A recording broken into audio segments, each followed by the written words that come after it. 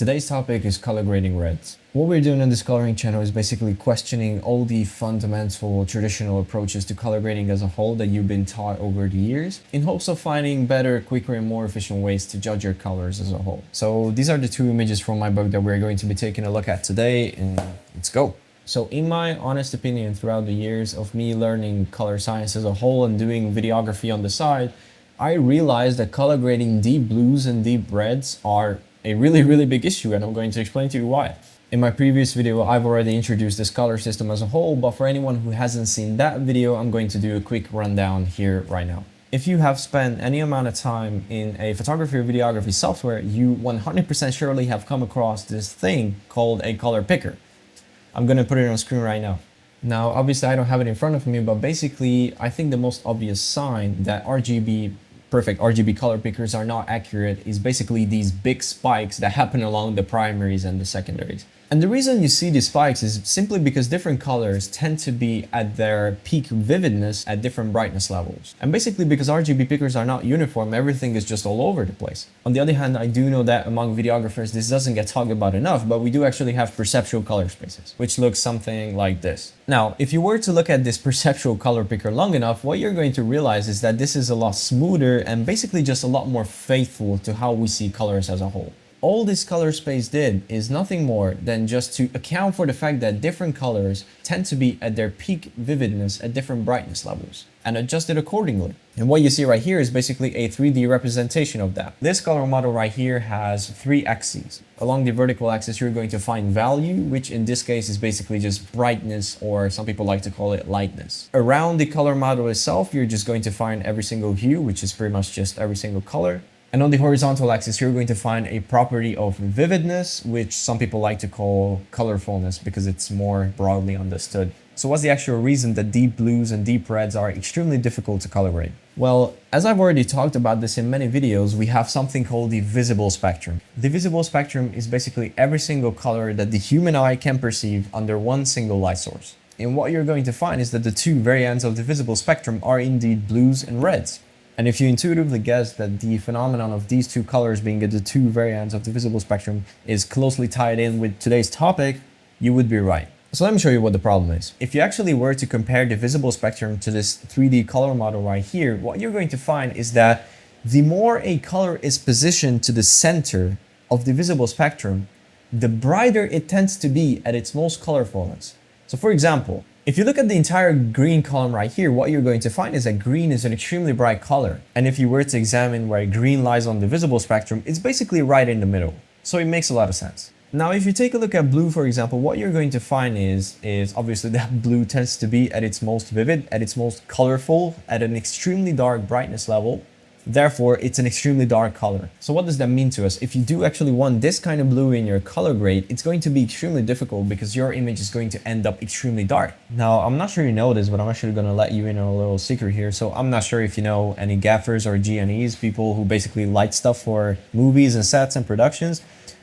These people know very well how difficult it is to light stuff with deep blue colors, and they obviously always try their best to avoid lighting with these kind of colors. So if anything ends up having to be lit by a blue color, they always tend to choose light blue instead, simply because deep blues are just not luminous enough to light something meaningfully. Now, flipping over to the complementary side, what you're going to find is red is basically right at 50%. So it's not the darkest color ever, but it's still relatively dark. For example, if you're color grading in DaVinci Resolve and the majority of your image is at 50% IRE, your image is extremely dark. So this is the image that we're going to examine today, but because I'm so generous, I've also created bad examples of using red colors. So take a look at this image. This is basically the exact same image with just a slightly different approach to the color theory itself. I used exactly the same professional tools and mindset and everything. The only thing I missed was just one small thing, that reds are extremely dark. So when you're truly aware of the fact that reds are a dark color, you would be very quick to tell what this image is missing. Pretty much the only thing that this image is missing is that exact dynamism. Pretty much it's missing that contrast. We don't see the whites, we don't see the punch, we don't see enough difference in the gradient. It's basically too smooth to be considered a dynamic image. But if you take a look at this one, this basically has it all. It does have dynamism, it does have warmth, it does have contrast, and it's not lacking anything. So what's changed? So if you look at the more red image, what you're going to be able to very quickly tell is that the reds are just absolutely dominating the image. And you know, it's quite a strange thing because, for example, take a look at this part of the image. This is 100% red and it's still extremely dark. How is that possible? Obviously due to the simple fact that red is just a dark color. There is not much you can do about it. The only solution to this problem is to remove some of the reds and introduce some greens, blues not so much, but basically green is the solution. Now obviously you don't need any textbooks or notes to be able to tell, but under additive color synthesis, mixing reds with greens is going to result in yellow. So quite naturally your image is going to shift to that somewhat golden, somewhat yellow color, but you can be sure that this is the smarter and basically wiser option of the two. So I would say always go for that instead. And let's see how that can be done. Now, obviously, I am aware of the fact that this looks like an extremely complicated node tree, but you have to understand that the node tree, DaVinci, plugins, whatever, these are just tools. If you can follow this 5-step color grading process, it doesn't matter what your node tree looks like, it doesn't matter what tools you use, because you're just going to be able to arrive to your final result. So what are these 5 steps to begin with? The first one is obviously basic adjustments, and the second one being color balance. Before you do any sort of scientific color grading work, it's extremely important that you push your colors to a neutral state where you can just sit down and examine what color harmony you can start working on next. So quite naturally, the next step is color harmony. Color harmony is basically you examining your image and you having to judge and decide what color relationship you want to push in your image. We obviously have a few of these. We have complementary, which is opposing colors. We have analogous ones, which are colors next to each other. We have tetradic, triadic. These are basically just geometrical shapes around the color wheel. And then the fifth one, which is my favorite one, which also happens to be this image, is a monochromatic color harmony. Now, fourth step. Color contrast. Color contrast is basically the stage where you had done everything that's supposed to be done before and you actually push them even further. Most of the time it's just going to be vignettes and maybe a little bit more contrast to the entire image as a whole.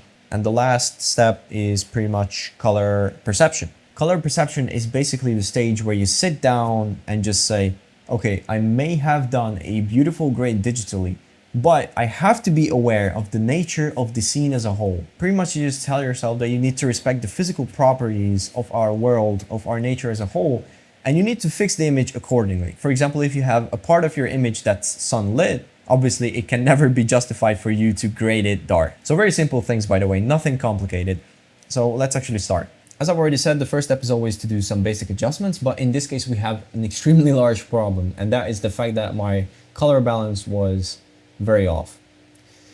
And the reason that's a problem is because if I start adjusting my exposure here, what you're going to see is if I start pushing contrast, the reds are extremely low and the blues are extremely high. And this makes basic adjustments kind of meaningless. So in extremely rare cases like this one, you have to basically mix step 1 and 2. So what you can do in this case is right after your IDT, basically you can just unplug every single node and just by pressing Shift and S, you can put a serial node before. And on this very node, you're going to fix your color balance instantly. And how you're going to do that is this. You basically go to your first node, which is number 2 for me. You replug your nodes over here that you unplugged, and then you basically just set your node to linear gamma. Naturally, you go to your vector scope and basically just put your entire white blob into the very middle of the image. Pretty much just look at this vertical and horizontal line and try to half it exactly, because this is perfect color balance. So after we're done with step 2, we can finally get back to step 1, which is creating adequate exposure. Now, obviously, I've already stated this many times, but my favorite tools are looking at your parades, first of all, pushing contrast with the mathematically perfect contrast tool and the pivot tool right here. These sliders are just amazing in my opinion. And what you're aiming to do right here is pretty much just to see enough difference in your image that you can work with later, obviously. And how you're going to nudge it if you find it still a bit imperfect is you can use the HDR global slider over here to raise or decrease exposure. This is not going to mess up your contrast as much. And on top of that, this tool perfectly mimics how exposure works in real life when you're shifting exposure around in your camera. And if you're still not satisfied, you can just use the curves tool if you still want to push more contrast in there. So after I'm basically done with step 1 and 2, it's time to do step 3, which is basically color harmony. Since the entire video is about the color red and I've already showed you the final result, you know that we're going to start pushing reds. But the question quickly becomes, how much red can we push in the first place without breaking the image as a whole? I can show you. So pretty much my entire goal here is that I don't want to break the reds apart. And as you can see, this is where the weird shifts start to happen. So you want to stop right before that. Now it's obviously really difficult to create like a generic rule of thumb how far you can push colors based on obviously the color wheel as a whole. Because, you know, saying something like, oh, you have to stop right before the edge, it doesn't work for every single scenario. In some scenarios, you're going to push colors way too little. In some situations, you're going to push colors too far by applying this rule. So I would say don't do that. Is try to examine where your colors break apart. Also, the most important thing, always keep color science and color knowledge in mind, because peak vividness, peak colorfulness is not equal between colors. For example, the most colorful color that we have is purple, and basically nothing even competes with it. And pretty much color red is basically 25% less vivid, roughly, than purple. So what that really means to us is we don't have to push it so far. So looking at the vector scope, this looks about correct, but looking at the image, it looks completely messed up. Why? Because it's just way too red. Like, this is not what we wanted, right? So obviously the quick remedy to this is to remove some of the reds. And if you look at the parade, you can kind of tell that the image is still a little bit messed up because we're kind of peaking the red channel here. So obviously the natural solution is always the most simple solution. Now, in my opinion, the best course of action to take is to just add your default anchors and basically just start removing them one by one until you start seeing a difference. But please keep in mind to always have an extremely smooth curve, because otherwise you're just going to end up ruining your entire color scheme as a whole. So I would say I would want to go a little lower because still the red is extremely dominant. So I think I would stop somewhere around here, but I'm gonna adjust it a little bit. Pretty much this is where we landed, and you can see right away how much smoother my image looks right now. Now obviously it's quite inevitable that because we removed some reds, it by extension did increase the greens a little bit. And what that really means to us, as I've already said, under additive color synthesis, which is basically just digital screens, just light mixing as a whole, you're going to get a little bit of a yellow color. But in your opinion, which one looks better? This one, which is just extremely red and completely out of touch with reality, or a more grounded one like this? I think the answer is quite obvious. However, your criticism as a colorist right now may be that we did lose some intensity in the reds. And this is exactly what we're going to add back. Your task right now is to make the reds more intense without introducing more reds. Basically, if you want to make reds more vivid, instead of adding color, you can remove others. For example, if we go back to our vector scope, you can clearly see that we once again have a monochromatic, it seems to be quite popular on this channel, monochromatic color harmony. That's all we have. So quite naturally, if you have a monochromatic color harmony, you don't really want to have any other colors from any different slices introduced into your image. So what you're going to do to make your reds appear more red is create neutral shadows. What does that really mean? What that really means is that your shadows are going to be desaturated. By doing this, what you're really doing is allowing the rest of the reds to appear more vivid. So let's see how you can do it. So in order to achieve that, the best course of action to take is always the most simple one. So obviously just qualify your shadows. Do nothing more complicated than this, because this really doesn't get any easier than this. Obviously you can turn this on and off to really see what you're picking. I think this is about right, and never forget to soften it, because that's how you're going to get pretty smooth transition. Don't overcomplicate it. Just use the saturation slider to desaturate stuff. Obviously don't use it to add saturation, because it's not the best tool for that. But to remove it, it's fine. And obviously if I start turning this on and off, you can see the improvement. And the first thing that's going to come to your mind is, why have I not been doing this for the past however many years of my colorist career? This is such a simple fix. It's worked so good, creates such a big difference. Why have I not been doing this? Now, obviously, if you want to push it further, if you want to push more contrast into your shadows, the only thing you really need to do is just to add the serial node, grab your alpha, connect it to the next node, and just start pushing contrast, really. Obviously, always keep in mind to look at your parades, because you don't want to peak anything.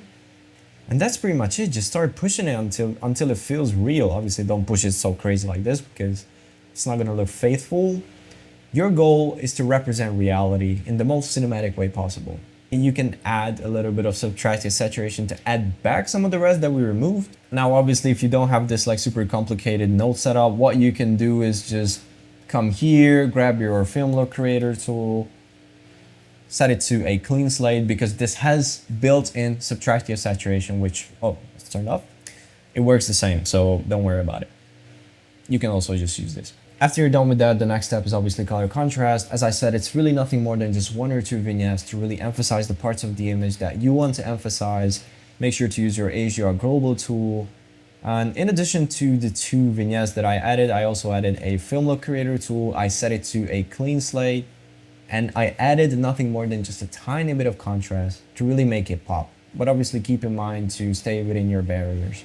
After you're done with stage 4, which is color contrast, it's time to introduce perceptual color fixes. As I said, pretty much just respecting the physical properties of the planet as a whole. This was obviously an image taken during a sunset, so we had some parts of the sun in my image. So therefore, I need to make up for the fact that my image is not bright enough in the higher areas. So let's fix that. So I achieved this by doing 2 things. I introduced a very gentle glow effect, and once again, I started removing some of the reds just to make sure that we are not pushing the reds. And once again, as you can see, it has made a tremendous difference for the better. Now, obviously you don't want to color grade in endless cycles. You don't want to keep removing reds and adding them back. At some point, you just have to bottom out somewhere. And pretty much what I wanted to achieve with this image was exactly this. I didn't want to push my reds too much. I was aware of the fact that my image is absolutely lacking in the territory of contrast and dynamism, so I basically wanted to remove some reds again, and I wanted to make it pop. This was basically the goal. Once again, I would like to remind you that deep reds and deep blues are an extremely dangerous territory to color grade in, and you should always avoid pushing them too hard. And I must say, based on everything we talked about today, I think it's really important that you do spend a lot of time really practicing reds, really discovering what your goal is with reds in your image, because having unrealistic goals like trying to make the entire sky look red is just simply not going to work. Because at that point, you're no longer respecting the physical properties, as we talked about before. So once again, in my opinion, focusing on color theory and color science and how we see colors as humans is way more important than any DaVinci tool out there. So once again, I hope you learned something new today, and if you have any questions, feel free to leave a comment, because any questions you may have, you can be damn sure that I'm going to reply to every single one of them. So I am going to continue to slowly but surely cover each and every single image that I put inside of my book, and I truly hope that you're going to learn a lot along the way, and I'll see you in the next one.